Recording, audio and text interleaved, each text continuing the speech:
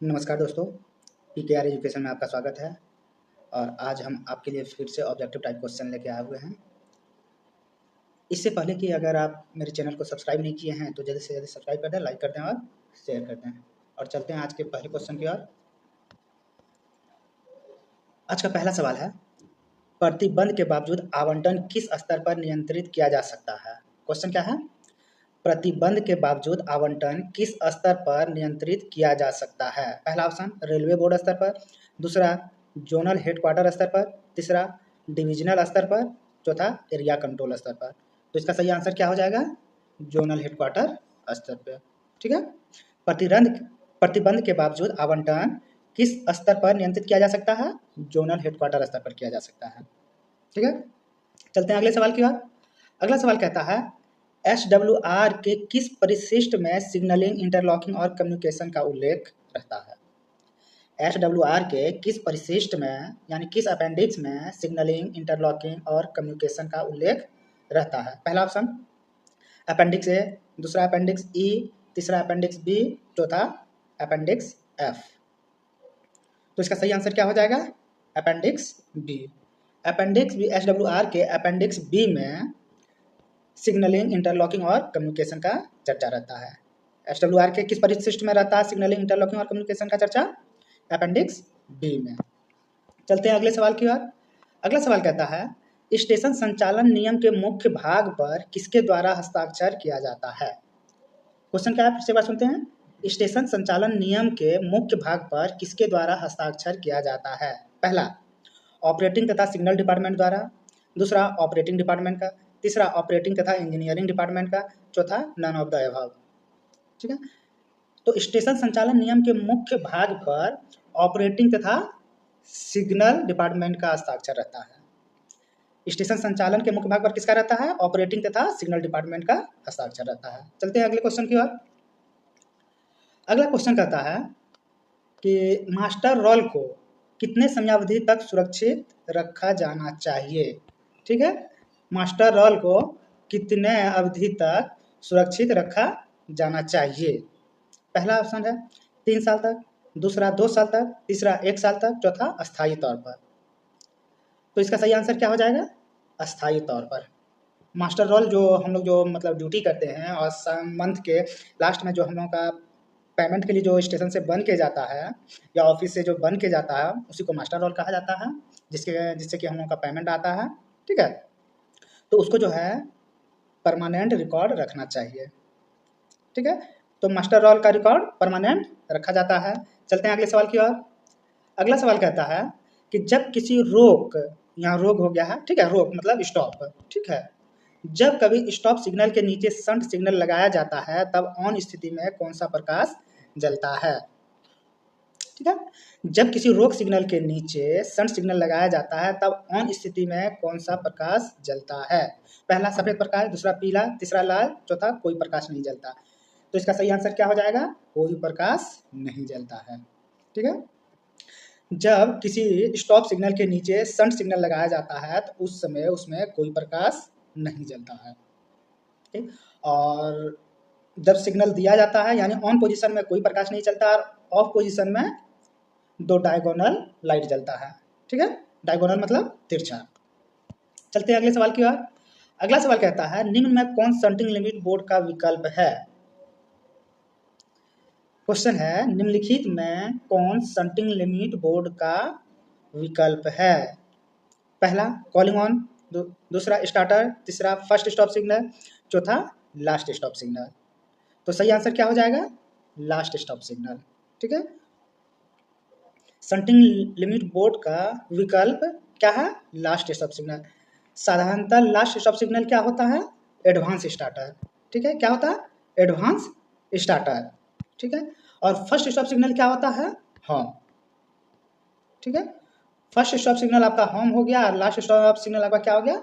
Advance starter. तो advance starter आपका shunting limit board का विकल्प है। ठीक है। चलते हैं अगले सवाल की ओर। अगला सवाल कहता है कि लोको पायलट तथा सहायक लोको पायलट को कितने दिन पहले बता देना चाहिए कि वह किसी सेक्शन का लर्निंग लैप्स करने वाले हैं?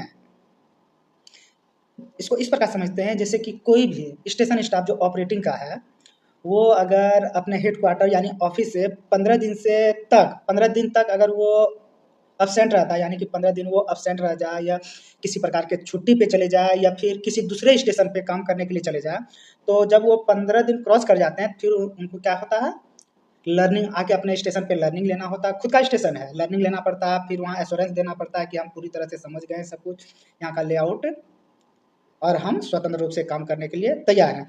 उसी तरह जब लोको पायलट था, सहायक लोको पायलट, कोई एक सेक्शन जिसमें कि बहुत दिन से वो नहीं गया है, ठीक है, तो जब फिर उसको जाना पड़े तो बिना वो लर्निंग का नहीं जाएंगे, तो उसको लर्निंग चाहिए। तो वही बोला जा रहा है कि लोको पायलट तथा सहायक लोको पायलट को कितने दिन पहले बता देना चाहिए कि वह किसी सेक्शन का लर्निंग, मतलब जो टाइम खत्म होने वाला है, बता देना चाहिए।